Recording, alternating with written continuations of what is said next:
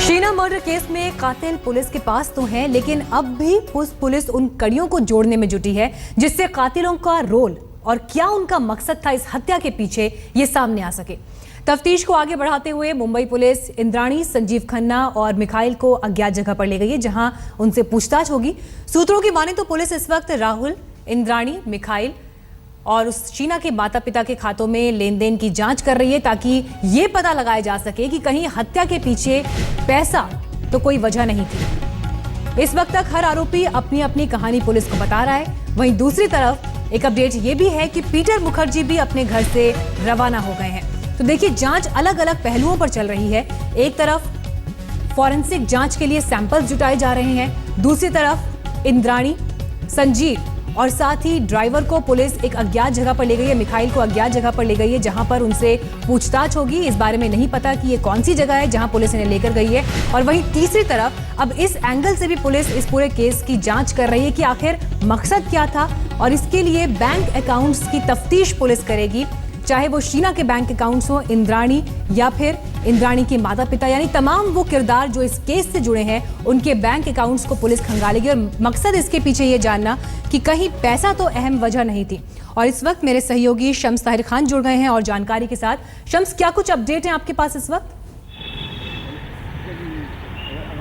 देखिए, मैं आपको बताऊं कि कोर्ट में पेशी के बाद संजीव खन्ना को पुलिस अपने साथ ले गई और यहाँ पे जो खार पुलिस स्टेशन जहाँ मैं खड़ा हूँ, यहाँ पर श्यामवर राय जो ड्राइवर था वो पहले से ही मौजूद था, लेकिन उसको भी निकाला जा चुका है। जो इंद्राणी मुखर्जी हैं वो भी यहाँ से ले जाई गई हैं। और जो मेरे पास खबर है वो यही है कि संजीव और राय, पहले इन दोनों को आमना सामना कराकर पूछताछ की जाएगी। और साथ ही ये भी खबर है कि आज ही पुलिस कोशिश करेगी कि जिस रूट पे 24 अप्रैल 2012 को नेशनल कॉलेज से लेकर वर्ली के इंद्राणी मुखर्जी के घर तक जिस कार में शीना का कत्ल हुआ, उसके बाद बॉडी को ले जाया गया और रखा गया, उस पूरे रूट की एक तरह से रिकंस्ट्रक्शन मुंबई पुलिस करना चाहती है। और ये कंफर्म करना चाहती है कि हाँ, 24 अप्रैल को उस कार में 3 लोग मौजूद थे, संजीव खन्ना, श्यामवर राय और इंद्राणी मुखर्जी।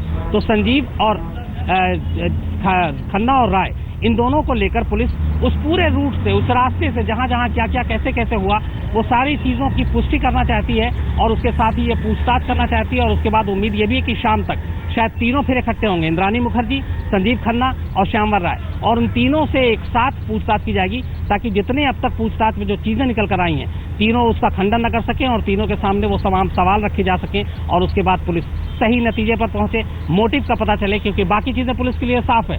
अब सिर्फ और सिर्फ यही है कि संजीव खन्ना चूंकि एक बहुत बड़ी कड़ी थी, संजीव खन्ना को थोड़ी देर पहले लाया गया है और अब पुलिस आखिरी जो इस पूरे केस का हम कहें कि जो अंजाम तक पहुंचना है खन्ना के बयान के बाद ही होगा और उसकी कोशिश शुरू हो गई। बिल्कुल शम्स, आप बने रहिए हमारे साथ ही हमारे साथ गुवाहाटी से इंद्रजीत कुंडू भी जुड़ेंगे, उनसे भी हम बात करेंगे। लेकिन उससे पहले इस बीच रायगढ़ में बरामद हुए मानव अंगों के सैंपल बतौर डीएनए जेजे अस्पताल को सौंपे गए हैं। जेजे अस्पताल के पास शीना के डीएनए के सैंपल पहले से मौजूद हैं। अब पहले से मौजूद सैंपल्स को रायगढ़ से जो सैंपल्स बरामद हुए हैं उनसे मिलाया जाएगा और इस बात का पता लगाने की कोशिश की जाएगी कि क्या ये मानव अंग शीना के हैं। इस समय हमारे साथ मौजूद हैं डॉक्टर लेहानी, डीन हैं जेजे हॉस्पिटल के। आइए इनसे बात करते हैं। डॉक्टर साहब, ये बात मालूम पड़ी है कि शीना की जो बोन्स हैं उनको प्रिजर्व करके आपने यहाँ पर रखा होता है, इसके बारे में बताएं, ये बोन्स कहाँ से आई और इस बारे में क्या किया जा रहा है? हमको रायगढ़ पुलिस से ये बोन आई थी, 2012 में आए थे। हमने प्रिजर्व करके लेके थे बिकॉज ये अननोन बॉडी है। कि ऐसे जब बोन आते हैं तो अनलेस एंड अनटिल पुलिस हमको बोलते हैं कि इसका कोई डीएनए दे दो, हम नहीं देते, अननोन होने से डिफिकल्ट जाता है। तो अभी उन्होंने हमको आज खत दिया है और ये हमारे पास बोन जो हमको दिए थे वो है। तो उसमें से जो रिक्वायर्ड मटेरियल है उनको देके हमने रिपोर्ट उनको दिया है। ये शीना की बॉडी है या नहीं है ये तो हम बोल नहीं सकते हैं, क्योंकि उसका डीएनए टेस्ट होगा और डीएनए टेस्ट के बाद मालूम पड़ेगा कि ये बॉडी शीना की, ये जो बोन दिए गए थे ये शीना की है या नहीं है। डॉक्टर साहब, जो सैंपल है उसमें ये तो बाद में पता लगेगा किसकी बॉडी है, लेकिन जो सैंपल है उसमें के दांत और बोन के जो हैं वो भी सैंपल आपको दिए गए हैं, क्या सही बात? इसमें हमारे पास जो चाम बोन बोलते हैं, जले हुए बोन दिए हैं, उसके साथ कुछ दांत भी है और कुछ बाल और कुछ स्किन जो होता है वो है हमारे पास। और उसका हमने जो उनको रिपोर्ट देना चाहिए वो दिया है और हमने प्रिजर्व करके रखा है क्योंकि ये हमको आया था पुलिस से। तो डॉक्टर साहब, अब ये जो सैंपल्स हैं आप पुलिस को हैंड ओवर करेंगे, क्या तरीका है? ये इसमें पुलिस ने मांगा तो हम उनको सैंपल हैंड ओवर करते हैं। पुलिस हमको जो मांगती है वो हमको देते हैं। उन्होंने मांगा कि डीएनए के लिए मटेरियल दे दो, हम देते हैं। उन्होंने बोला कि हमको पूरा सैंपल दे दो, हम देते हैं। ये सब निर्भर इस पर करता है कि पुलिस हमको क्या मांगती है। तो अब जाहिर बात है जो टेस्ट होगा डीएनए का टेस्ट, उसके लिए पर्याप्त है मटेरियल, ये आप मानते हैं? और हाँ, ये मटेरियल में से डीएनए निकल सकता है और ये डीएनए के लिए हमने दिया है, तो इसका टेस्ट जो है तो फॉरेंसिक में होगा। आज तक से बात करने के लिए धन्यवाद। डॉक्टर लहाने जिनका कहना है कि सैंपल्स जो हैं वो मिल गए हैं यहाँ पर, और लेकिन क्या ये सैंपल्स शीना के हैं या नहीं, इसके लिए एक पूरा विस्तार से डीएनए टेस्ट कराया जाए। कैमरा पर्सन राजू के साथ आतिर खान, मुंबई, आज तक। इस डीएनए रिपोर्ट का भी इंतजार रहेगा, लेकिन इस बीच इस पूरे केस का इन्वेस्टिगेशन टिका है इस बात पर कि उलझे हुए रिश्ते जो हैं उनकी कड़ियों के आसपास इसका इन्वेस्टिगेशन घूम रहा है। साथ ही मकसद क्या था, मोटिव क्या था। लेकिन जो अहम पूछताछ अब तक हुई है उसमें सबसे अहम इंद्राणी के बयान, और सुनिए इस पर क्या 5 अपडेट हैं। कत्ल के दौरान पीटर के संपर्क में थी इंद्राणी से पूछताछ के बाद ये तमाम खुलासे हुए हैं। साथ ही कत्ल के दौरान इंद्राणी ने नए नंबर पर भी बात की। कॉल डिटेल्स ट्रेस हुए और उसके बाद ये जानकारी साफ नजर आ रही है। वो सभी नंबर लेकिन अब काम नहीं कर रहे हैं। साथ ही नए नंबर के मालिक की तलाश में भी पुलिस जुटी हुई है। जिस नए नंबर पर इंद्राणी ने फोन किया था वो नंबर किसका है, इस बारे में भी पुलिस लगातार तफ्तीश कर रही है। इसके अलावा कत्ल के बाद संजीव के साथ कोलकाता गई थी इंद्राणी। ये तमाम 5 बड़ी बातें जो इंद्राणी से पूछताछ के बाद सामने आई हैं, ये हम आपको बता रहे हैं। इसके अलावा आप संजीव खन्ना का जिक्र करते हैं। संजीव खन्ना वो शख्स जिनके ऊपर इस हत्या की साजिश में शामिल होने का आरोप है। संजीव को मौकाए वारदात में उनका क्या रोल रहा, ये जानना जरूरी होगा। साथ ही पुलिस ने जब्त किए संजीव खन्ना के 2 लैपटॉप। इसके अलावा सभी आरोपियों के सामने बिठाकर अब उनसे पूछताछ होगी। अभी तक पूछताछ नहीं हुई है, लेकिन उन्हें ले जाया गया है अज्ञात जगह पर जहां ये पूछताछ होगी।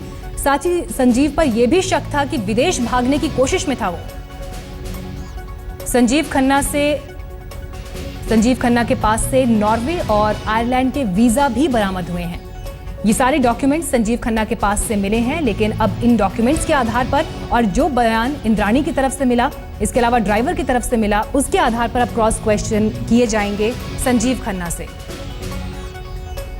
वहीं इस बीच शीना वोरा का एक एडमिट कार्ड सामने आया है। 10वीं क्लास की परीक्षा के इस एडमिट कार्ड में शीना के पिता का नाम उपेंद्र कुमार बोरा लिखा गया है, जबकि उपेंद्र कुमार बोरा इंद्राणी के पिता हैं और इस लिहाज से वो शीना के नाना हुए। देखिए ये तस्वीरें भी इस वक्त आपको हम दिखा रहे हैं।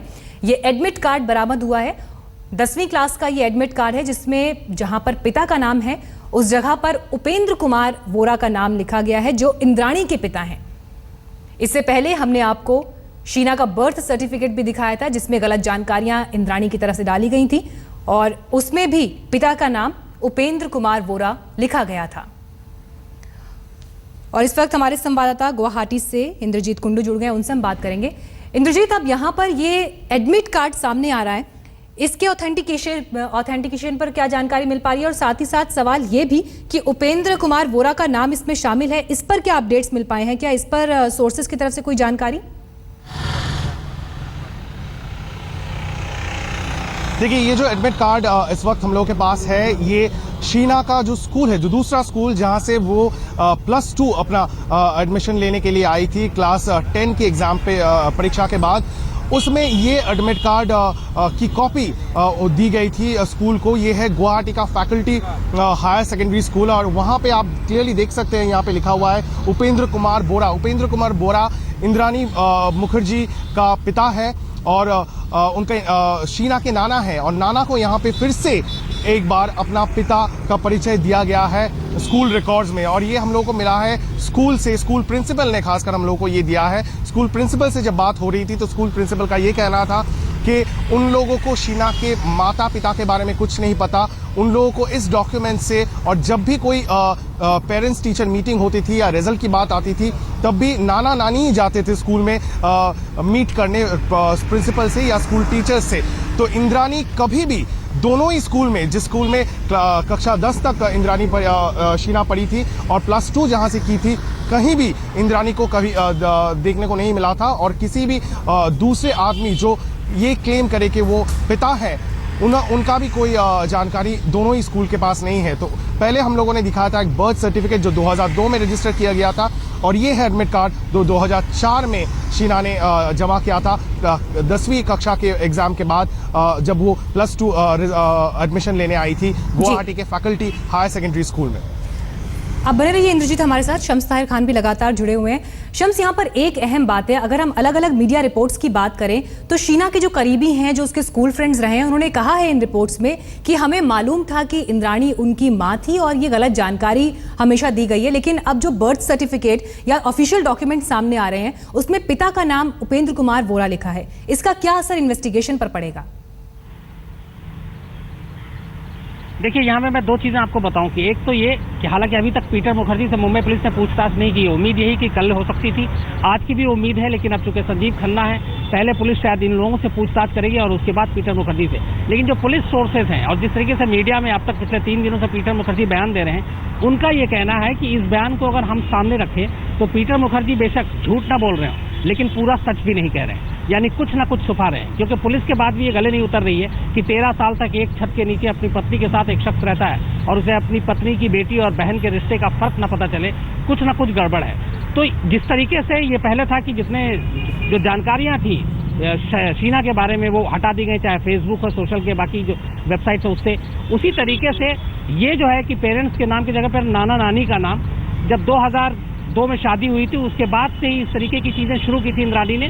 और जो ये था कि पीटर मुखर्जी से उन्होंने इस शादी के बारे में अपने दोनों बच्चों के बारे में छुपाया, ये उसी कड़ी में था। तो इसीलिए जब भाई बहन की जो बात आई, मर्डर के अगले दिन भी आई कि बहन को मारा फिर हुआ बेटी, वो इसकी वजह उस कंफ्यूजन की यही थी कि बर्थ सर्टिफिकेट हो या एडमिट कार्ड हो, इन तमाम जगहों पे नाम जो है पेरेंट्स के तौर पर वो नाना नानी का है, जबकि होना इंद्राणी का चाहिए था, लेकिन वो नहीं है। और यही कंफ्यूजन है जिसके बारे में पुलिस पूछताछ करेगी। और जाहिर सी बात है पीटर मुखर्जी को भी इन तमाम सवालों का बिल्कुल, जिस तरह से पीटर मुखर्जी अब शक के दायरे में है, उसको मिखाइल का भी वो दावा सपोर्ट करता है जिसमें उन्होंने कहा कि 2011 का एक ईमेल शीना का है जिसकी जानकारी खुद पीटर मुखर्जी को भी थी और जिसमें तमाम सच्चाई शीना और इंद्राणी के रिश्ते के बारे में जाहिर की गई थी। वो मेल भी एक अहम सबूत इस पर होगा।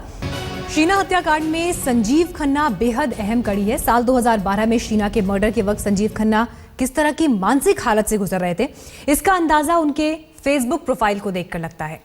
हमारे सहयोगी गौरव सावंत ने जायजा लिया संजीव खन्ना के फेसबुक प्रोफाइल में साल 2012 में शीना के मर्डर के दौरान किस तरह के पोस्ट हुए, ये आपको दिखाते हैं। इंद्राणी मुखर्जी के पूर्व पति संजीव खन्ना के फेसबुक पर एक नजर डालें तो एक बहुत विचित्र चीज यहां लिखी है। 2014 मई 1 2014 में लिखते हैं कि grandchildren are the reward you get for not strangling your teenagers, यानी अपने बच्चों को अगर आप गला न घोटे तो आपको पोता पोती होते हैं। इसका क्या अर्थ है, मुंबई पुलिस अब यह जानने का प्रयास करेगी। और इसमें एक विचित्र बात और है कि इसको इंद्राणी मुखर्जी ने फेसबुक पे बाकायदा लाइक किया है। पुलिस अब इस बात की भी तफ्तीश कर रही है। एक नजर अगर 2012 पर डाले तो अप्रैल 12 2012 कर्मा की बात कर रहे हैं कि बदला लेने की जरूरत नहीं है, बस प्रतीक्षा कीजिए, जिसने आपको दर्द दिया है वो अपने आप गलती करेंगे और अगर आप चाहे तो ईश्वर आपको वो खुशी से देखने का मौका भी देंगे। और ये पुलिस के मुताबिक 24 अप्रैल को हत्या हुई, ये 12 अप्रैल की बात है। नजर अब डालें तो 14 अप्रैल को, और ये भी उस हत्या से 10 दिन पहले की बात है। मां एक ऐसे व्यक्ति होती है जिसकी जगह कोई नहीं ले सकता समाज में, लेकिन उसके बाद 30 अप्रैल, पुलिस के मुताबिक 24 अप्रैल को हत्या हुई है, 30 अप्रैल को वो लिखते हैं संजीव खन्ना कि कई बार मैं ऐसी चीजें, गड़बड़ चीजें, अजीबोगरीब चीजें कर देता हूं कि मैं खुद डर जाता हूं, मैं खुद को डरा देता हूं। आखिर इस सब का तात्पर्य और इशारा किस तरफ है? मुंबई पुलिस अब यह कह रही है कि वो इन सब बातों की तफ्तीश करेंगे। संजीव खन्ना भी हिरासत में है और इंद्राणी मुखर्जी भी हिरासत में है। कैमरामैन सुबोध सक्सेना के साथ गौरव सावंत, दिल्ली आज तक। तो फेसबुक के पोस्ट भी इशारा करते हैं उस मनस्थिति की तरफ जिस वक्त संजीव खन्ना उस दौर से गुजर रहे थे, लेकिन ये तमाम पहेलियां हैं जिसके जवाब मुंबई पुलिस लगातार तलाश कर रही है। शीना मर्डर केस में अहम गवाह और शीना के सगे भाई से भी पूछताछ हो रही है। सूत्रों के मुताबिक मुंबई पुलिस ने मां इंद्राणी के सामने बिठाकर मिखाइल से पूछताछ की। इस दौरान मिखाइल ने अपनी मां इंद्राणी पर कई गंभीर आरोप लगाए हैं, लेकिन इंद्राणी ने मिखाइल के इन तमाम आरोपों को खारिज कर दिया। आपको बता दें आज ही मिखाइल को गुवाहाटी से मुंबई लाया गया और जो पूछताछ हुई है उसमें मिखाइल ने शीना के ईमेल का भी जिक्र किया है जिसका लगातार वो दावा कर रहे थे। और इस ईमेल का जिक्र करते हुए मिखाइल ने कहा है कि पीटर को इंद्राणी और शीना के रिश्ते की जानकारी थी। हमारे संवाददाता शिवेंद्र श्रीवास्तव इस वक्त जुड़ गए हैं खार पुलिस स्टेशन से हमारे साथ। शिवेंद्र, जो दावे तमाम मिखाइल ने किए हैं और जो गवाही दी है उसमें सबसे अहम बात यही कि पीटर मुखर्जी को जानकारी थी शीना और इंद्राणी के रिश्ते की। जी बिल्कुल, देखिए अभी तक पीटर मुखर्जी इस बात से इनकार कर रहे थे कि उन्हें इस रिश्ते की जानकारी नहीं थी, इस रिश्ते की सच्चाई की जानकारी नहीं थी। लेकिन न सिर्फ मेल बल्कि मिखाइल के जो आरोप हैं, मिखाइल की तरफ से जो स्टेटमेंट दिया गया है, बल्कि इंद्राणी से भी जो पूछताछ हुई है उसमें ये बात बहुत साफ तौर पर निकल के आती है कि पीटर मुखर्जी को इस रिश्ते के बारे में पता था। हमने जब उनसे बात की तो उनका कहना यह था कि मिखाइल ने एक बार कोशिश शुरू की थी उनको बताने की, लेकिन वो अपनी बीवी को कन्फ्रंट नहीं कर सकते थे, इसलिए इन्होंने इस चीज को ज्यादा तूल नहीं दिया। लेकिन हकीकत यह है कि उनको पता था और किस वजह से वो नहीं आगे बोल रहे थे या छुपा रहे थे, ये अभी पुलिस समझना चाहती है। इसके साथ ही साथ जो पीटर मुखर्जी हैं वो अपने वकीलों से भी राय ले रहे हैं, क्योंकि उनको भी धीरे धीरे नाम इस तरीके से आता जा रहा है कि शायद वो कुछ छुपा रहे हो सकता है उसका कत्ल से कोई लेना देना ना हो। लेकिन जिस तरह से उनकी बातें शक पैदा कर रही हैं, पुलिस उनसे पूछताछ कर सकती है आगे भी, तो वो वकीलों से भी राय ले रहे हैं। और मिखाइल की जो बार बार बातें आ रही हैं कि उनके पास एविडेंस है, उनके पास फोटोग्राफ्स हैं, ईमेल है और तमाम बातें जो उसने बताई हैं, वो सब बातें आगे उनके लिए दिक्कत न करें, इसलिए वो वकीलों की भी राय ले रहे हैं। और मिखाइल की जो स्टेटमेंट है वो बहुत इंपॉर्टेंट इसलिए हो जाती है क्योंकि वही एक ऐसा शख्स है जिसके पास कुछ डॉक्यूमेंट्री एविडेंस है इस पूरे मामले में, और वो डॉक्यूमेंट्री एविडेंस इस केस के पर बहुत असर डाल सकते हैं, क्योंकि पुलिस अभी तक जो इन्वेस्टिगेशन कर रही है सवाल लगातार यही उठ रहे हैं कि कौन सच बोल रहा है, कौन झूठ बोल रहा है। लेकिन शायद ये तमाम दावे सामने तब आ पाएंगे जब ये जांच और ज्यादा रिफाइन होकर और खुलकर सामने आएगी। शिवेंद्र, आपका शुक्रिया हमें तमाम जानकारी देने के लिए।